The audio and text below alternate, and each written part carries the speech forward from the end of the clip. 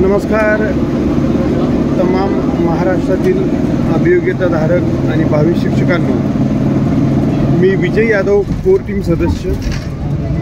माझ्या काही कुटुंबातल्या अपरिहार्य कारणांमुळे मला आंदोलनाच्या पहिल्या दिवशीपासून हजेरी लावता आली नाही।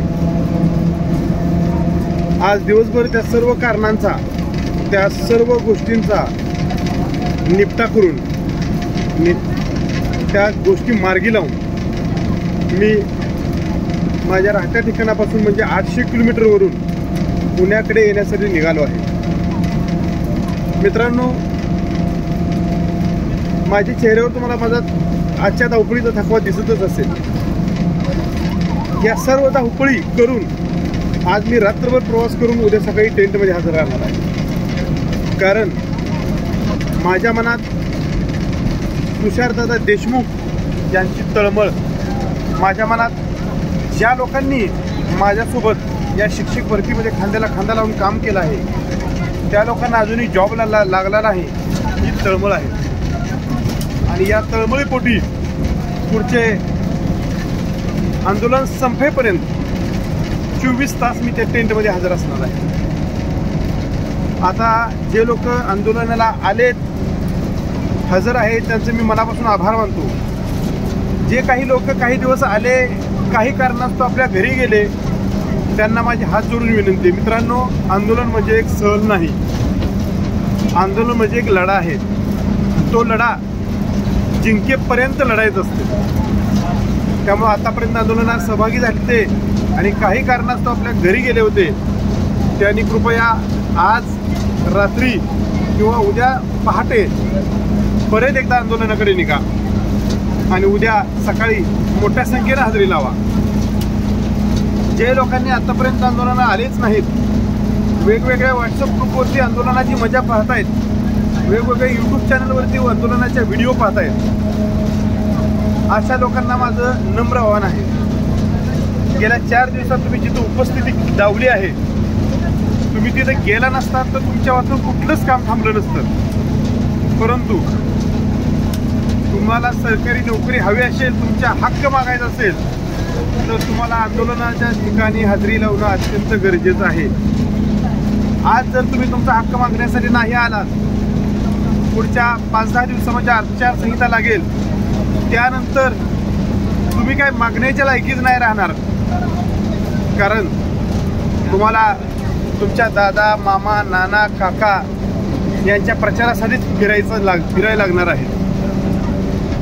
मित्रांनो, आचारसंहितेच्या आधी जर टॅब ओपन नाही झाला, जाहिराती अपलोड नाही झाल्या, तर ही भरती आचारसंहितेच्या नंतर होईल का नाही, यावर खूप मोठा प्रश्नचिन्ह आहे। आपली वय 35, 36, 37, 40 झालेली आहेत। यानंतरच्या शिक्षक भरतीचं काय खरं नाही हे तुम्हाला चांगलं माहिती आहे। पण तुम्हाला शेवटचे 5 दिवस जे निर्णायक आहेत, या 5 दिवसामध्ये राजकारण्यांकडून, सत्ताधाऱ्यांकडून पाहिजे ते निर्णय वधवून घेता येतात, ही चांगली तुम्हाला खात्री आहे। तरी पण तुम्ही घरात बसलात, अजूनही तुम्ही घरातून निघालेला नाहीत, याचं मला खरंच दुःख वाटतंय। माझी सर्वांना विनंती आहे, तुमच्या हातातली कामं टाका, 4 दिवस बायको, लेकरं, आई, वडील घेऊन आंदोलनात या। आंदोलनामध्ये एक आजोबा ऑलरेडी 3 दिवसापासून तिथं आहेत मुलांसाठी, आजी येतात सुनेसाठी, आणि कित्येक कुटुंब लेकराबाळासकट तिथं हजर असतात।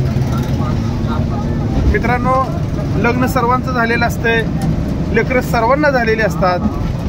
ही जी कारणं आहेत, ही कारणं बाजूला ठेवा। 4 दिवस पोरांच्या शाळा बुडू द्या। तुम्हाला जर सरकारी नोकरी लागली तर या पोरांचं शैक्षणिक नुकसान हे एका सेकंदात भरून निघण्यासारखं असतंय। हातातली कामं सोडा। ज्याच्या घरी अपरिहार्य कारणे आहेत, कोणाची मयत झाले, कोण ICU मध्ये ॲडमिट आहे, अशा लोकांनी नक्कीच घरी बसून आपल्या कुटुंबाची साथ द्या। तुमच्यासाठी आम्ही रस्त्यावर लढू, पण ज्यांच्या घरामध्ये अशा काही परिस्थिती गंभीर नाहीत आणि फक्त तिथे येण्याची इच्छाशक्ती कमी आहे, अशा लोकांना माझी नम्र विनंती आहे। मित्रांनो, तुमच्या स्वतःच्या हक्कासाठी, तुमच्या जॉबसाठी तुम्हाला आयुक्त कार्यालय गाठायला लागतंय. तुमच्यासाठी तुषारदादा देशमुख आणि इतर उपोषणकर्ते उपोषणाला बसलेले आहेत. सणासुदीचा तो माणूस आई आणि आजीला सोडून, वयोवृद्ध आजी आणि आईला सोडून तो इथं रस्त्यावर येऊन आपल्यासाठी बसला आहे.